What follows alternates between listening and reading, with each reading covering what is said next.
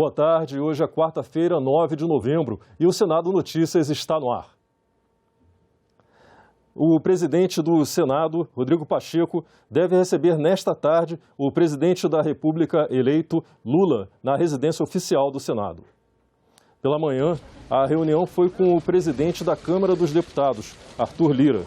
Uma das prioridades do novo governo é ajustar o orçamento para conseguir cumprir as promessas de campanha.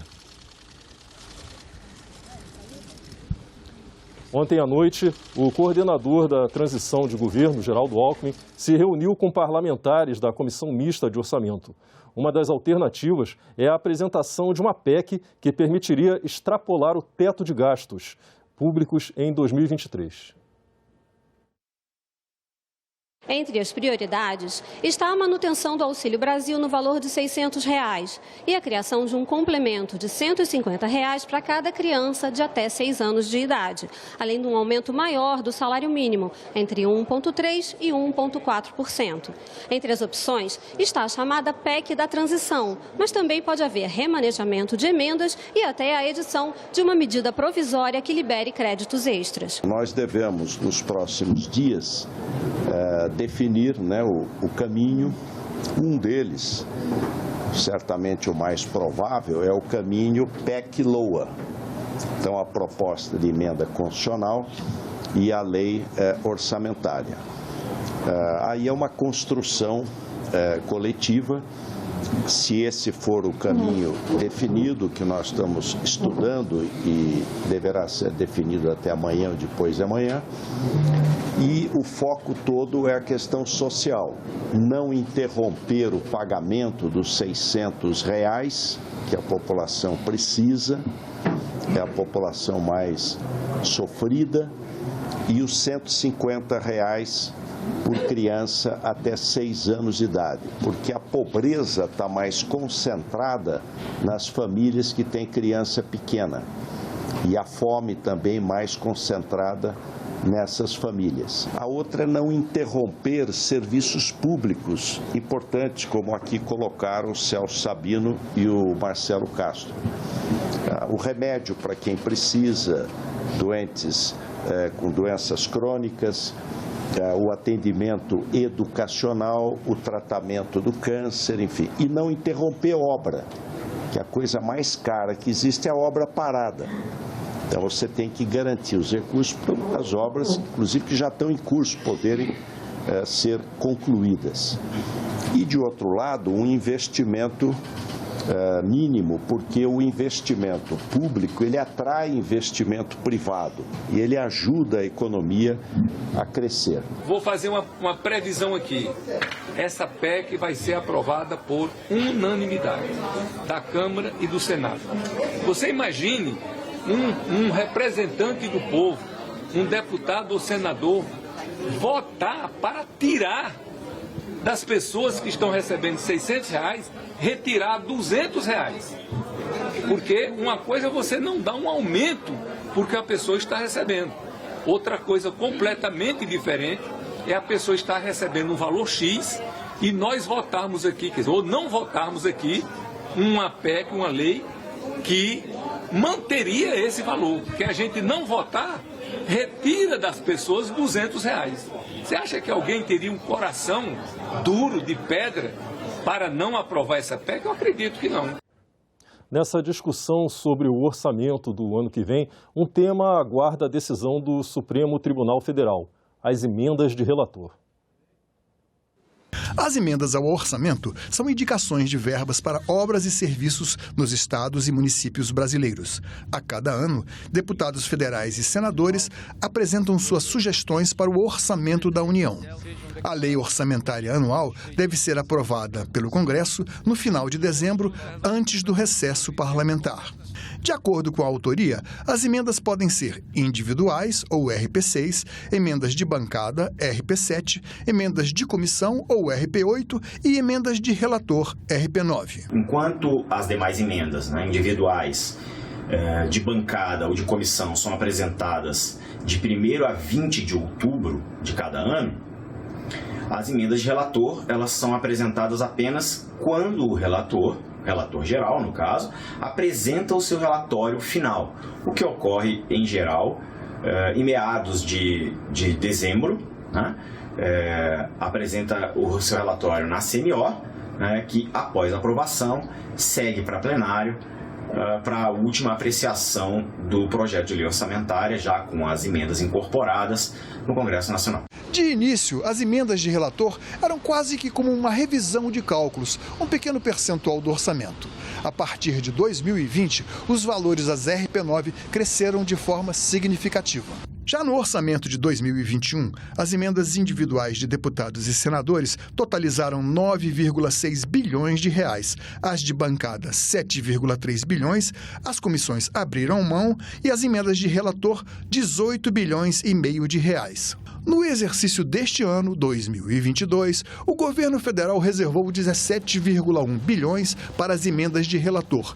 E no projeto encaminhado ao Congresso para o orçamento de 2023, esse valor subiu para 19,3 bilhões, um aumento de 13,3%. Sob a alegação de que as emendas de relator não permitiam identificar os parlamentares beneficiados com recursos, em agosto de 2021, o PT foi à Justiça contra a liberação das RP9. A questão ainda aguarda uma decisão definitiva da presidente do Supremo, ministra Rosa Weber. A Comissão Mista de Orçamento se reuniu ontem para votar emendas e aprovar o calendário final do colegiado.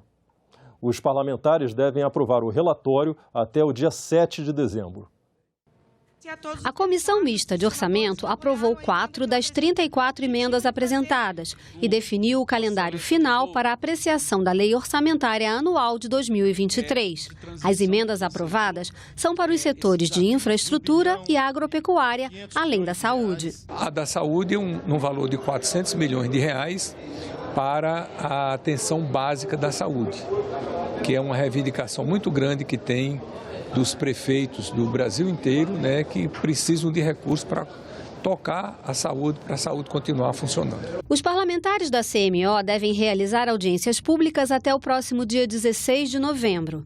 A votação do relatório de receitas e suas emendas até 23 de novembro. O relatório geral deve ser publicado até 5 de dezembro e analisado até dia 7 do mesmo mês. As comissões do Senado também estão votando emendas ao orçamento do ano que vem. Vamos conferir no telão as que se reuniram hoje. A Comissão do Senado do Futuro aprovou 5,8 bilhões de reais para projetos de desenvolvimento.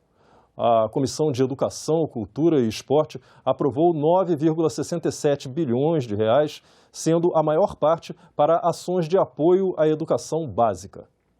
A Comissão de Infraestrutura aprovou, entre outras emendas, a destinação de 3 bilhões e meio de reais para a conservação e recuperação de ativos de infraestrutura da União.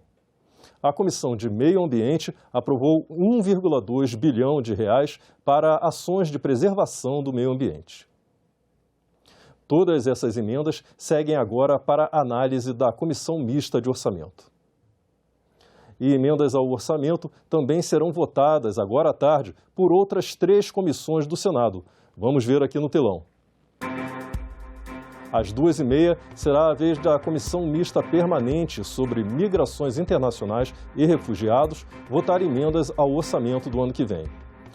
Às 3h, a votação de emendas ao orçamento será feita pela Comissão de Desenvolvimento Regional e Turismo.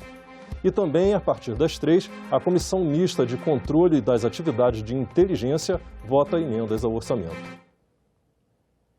A Subcomissão das Pessoas com Deficiência discutiu hoje de manhã a educação bilíngue para surdos. Após a inclusão da educação bilíngue para surdos na Lei de Diretrizes e Bases da Educação, a LDB, especialistas e a comunidade surda trabalham agora para estabelecer as diretrizes da implementação dessa nova modalidade de ensino. Quando nós falamos educação bilíngue, porque a primeira língua bilíngue, primeira língua é língua a Libras e a segunda língua é a língua portuguesa. Para o Marlon, estudante de uma escola bilíngue do Distrito Federal, a mudança para uma escola bilíngue fez toda a diferença no seu aprendizado. A minha trajetória aqui dentro da educação, da escola bilíngue, foi muito importante. Eu já tive que lutar muito pela minha educação, enquanto eu estava numa escola inclusiva, mas quando eu mudei para cá, isso já mudou, eu encontrei pessoas com uma identidade igual à minha, então isso foi muito importante. A diretora de Políticas Educacionais e Linguísticas da Federação Nacional da Educação e Integração dos Surdos, FENEIS, disse que a instituição já tem todas essas diretrizes elaboradas e pediu que o Conselho Nacional de Educação adote essas metas em seus relatórios. O CNE ouça esse grupo de trabalho, essas lideranças, nós doutores surdos, representantes da comunidade surda brasileira, que já tem um amplo trabalho, já de 2 anos dessas diretrizes que já foram realizadas. O CNE vem dialogando com dirigentes, professores, pesquisadores surdos ou não, que apontam. Eles é que apontam. Não dá para fazer nada sem eles. Eles é que apontam as especificidades e as necessidades dos coletivos surdos dos brasileiros, que precisam estar ancorados, claro, aí é o papel do Conselho, nas políticas linguísticas e culturais próprias da educação de surdos, articuladas com os princípios da educação geral e as leis e normas gerais da educação brasileira. O atraso na educação para os surdos também foi questionado pelos especialistas. Eles abandonam, os estudos na idade certa, na educação no ensino fundamental, e aí vão com 18 anos, que já podem se deslocar sozinhos, são mais autônomos, e eles procuram a educação de jovens e adultos. 40% e ou 26%. Que diferença é essa? O senador Flávio Arnes recebeu uma homenagem da Federação Nacional de Educação e Integração dos Surdos. Como Senado Federal, estamos juntos nessa caminhada a favor de políticas públicas que beneficiem a comunidade surda. Quando o projeto de lei foi aprovado, houve uma participação intensa de vocês que favoreceu a aprovação do projeto. Vocês foram maravilhosos, competentes, argumentando muito bem. E é isso que deve acontecer com a sociedade de uma maneira geral. Essa placa é uma merecida homenagem ao senhor, especialmente no dia de hoje, dia do seu aniversário. O senhor poderia estar lá em Curitiba, no seio de sua família, mas o senhor está aqui com a sua família universal, com as pessoas com deficiência, cumprindo sua missão. Então, eu gostaria muito de lhe agradecer por sua dedicação e pela oportunidade que nós, pessoas com deficiência, temos tido de ter os nossos direitos conquistados e respeitados. Agora a nossa amiga ali vai puxar como é o parabéns para você em libras, não é? Para o senador.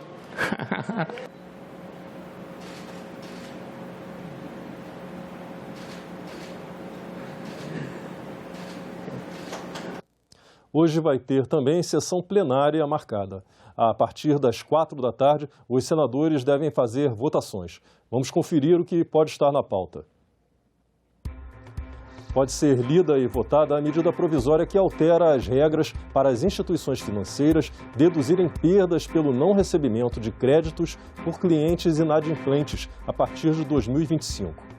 E também a medida provisória que prorroga o Plano Nacional de Cultura até o fim de 2024. Outra medida provisória pendente de leitura é a que abre crédito extraordinário de 27 bilhões de reais para pagamento de Auxílio Brasil a mais de 21 milhões de famílias no valor de R$ 600 reais até dezembro. Um dos projetos de lei na pauta prevê a criação do Dia Nacional da Música e Viola Caipira, em 13 de julho. E o último item da pauta inscreve o nome do marinheiro Marcílio Dias no livro dos Heróis e Heroínas da Pátria. Os senadores aprovaram nesta terça-feira, em plenário, projeto que prevê mais recursos para a Embrapa. Os parlamentares aprovaram ainda a criação da Semana dos Direitos Humanos em todas as escolas do país. O projeto vai permitir que a Embrapa receba diretamente os recursos da transferência de tecnologias e do licenciamento de projetos e serviços da empresa. O dinheiro deve ser investido pela estatal em pesquisas. Entendemos que o PL 5.999 de 2019, ao prever que a Embrapa poderá celebrar acordos, contratos ou convênios por prazo determinado com fundações de apoio instituídas nos termos da Lei 8.958, de 20 de dezembro de 1994, contribui para que sejam estabelecidos mecanismos que garantam maior efetividade nos recursos orçamentários da Embrapa, possibilitando-lhe maior autonomia financeira, à semelhança do que se pretende oferecer às agências reguladoras do país. A proposta vem na esteira desta visão de que o país necessita de um projeto estratégico de desenvolvimento econômico que exige investimentos vigorosos em educação, em ciência e tecnologia. O Senado ainda aprovou a criação da Semana dos Direitos Humanos em todas as escolas do país. Na semana do dia 5 de outubro, cada escola deve realizar, a seu critério, atividades culturais voltadas à participação da comunidade escolar e da comunidade externa, com o objetivo de conscientizá-la sobre a importância dos direitos humanos. Ao se propor que os direitos humanos sejam divulgados e discutidos, abordados artisticamente e de outras formas nas escolas, estaremos dando um passo importante para que a sociedade brasileira se torne mais solidária, mais consciente e respeitadora dos seus direitos. O que quer dizer, os direitos próprios a cada um e os direitos dos outros, seres humanos como nós, independentemente de gênero, de raça, nacionalidade e qualquer outros condicionantes.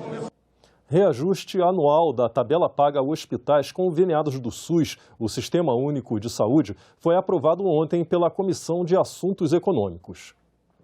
Como o projeto estava em caráter terminativo, segue para votação na Câmara dos Deputados se não houver recurso para análise no plenário do Senado.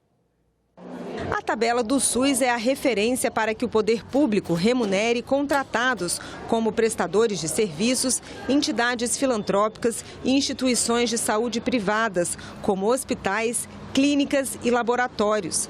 É também parâmetro para a transferência de recursos entre os entes federados. Essa tabela foi criada em 2007, mas a falta de uma política de reajuste de preços tem gerado defasagem no valor dos procedimentos e honorários médicos.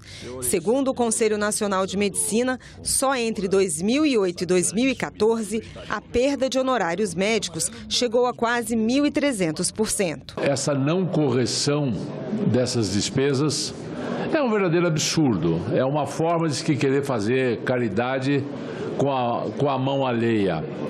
Mas é uma caridade tão absurda que, às vezes, a mão alheia acaba por não funcionar. Tal é o peso que se coloca sobre ela. Uma consulta do SUS é R$10 há mais de 6 anos. Um atendimento é R$10 há mais de 6 anos. Dá só um exemplo aqui de uma consulta, um parto, R$140, R$150. Para corrigir essa situação, o projeto aprovado pelos senadores da Comissão de Assuntos Econômicos prevê que os valores para remuneração de serviços prestados ao Sistema Único de Saúde sejam revistos anualmente para poder cobrir os custos e assegurar a qualidade dos procedimentos. A remuneração a ser paga aos parceiros privados, a entes subnacionais no âmbito do SUS, será revista anualmente. Inclua-se aí todas as organizações sociais e também a Santa Casa de Misericórdia, que passam num momento crítico para o atendimento. É o sistema complementar que tem dado resolutividade muito grande dentro do Sistema Único de Saúde. Santas Casas acumulam déficits históricos de endividamento. As Santa Casas estão quebradas. Recuperar esse valor de pagamento dos procedimentos é super necessário. Agora, tem que ter dentro disso uma coisa chamada fiscalização correta da aplicação dos recursos, ou seja, auditoria permanente. A Comissão de Assuntos Sociais aprovou ontem o projeto que estabelece a exigência de apresentação do comprovante de vacinação para a matrícula de alunos nas escolas públicas e privadas. O Programa Nacional de Imunização brasileiro é referência mundial, mas, de acordo com dados da Organização Mundial da Saúde, divulgados pelo Unicef, a taxa de vacinação infantil caiu de 93,1% para 71,49%, número que coloca o Brasil entre os 10 países com menor cobertura vacinal do mundo. A baixa cobertura vacinal deixa a população exposta a doenças, como o sarampo, que havia sido erradicado, mas voltou. Outras doenças em risco de retornar são a poliomielite, meningite, rubéola e difteria. Estamos pagando o preço de doenças que antes elas não apareciam mais no Brasil, como a polio, o sarampo, e agora a Covid no Distrito Federal, crescendo o número de contaminação. Acho que por mais que a gente seja responsável por nossos filhos, netos, nós não temos o direito de não vacinar, permitir que eles tenham doenças graves, que graças às vacinas já foram erradicadas, a maioria. O texto aprovado na Comissão de Assuntos Sociais estabelece que os responsáveis pelos alunos da educação infantil e do ensino fundamental 1 devem apresentar os comprovantes de vacinação no ato da matrícula. Caso a escola encontre alguma irregularidade, deve orientar a família sobre a importância da vacinação e pedir que regularizem a imunização imediatamente. Recuperar a confiança da população nas vacinas não será tarefa trivial para os próximos governos. Nesse sentido, o caráter mais educativo do que punitivo do PL 5654/19 tem o condão de contribuir para a elevação dos índices de cobertura vacinal na população em idade escolar, sem gerar antipatia ou desconfiança nos pais ou responsáveis, porventura influenciados pelo movimento anti-vacina. O debate que a gente também tem que fazer até que ponto que o pai e a mãe têm o direito de não darem a vacina para uma criança de 2 anos, 1 ano, 3 anos, se isso pode ocasionar a morte da criança ou uma deficiência para o resto da vida. Essa proposta agora segue para a análise da Comissão de Educação.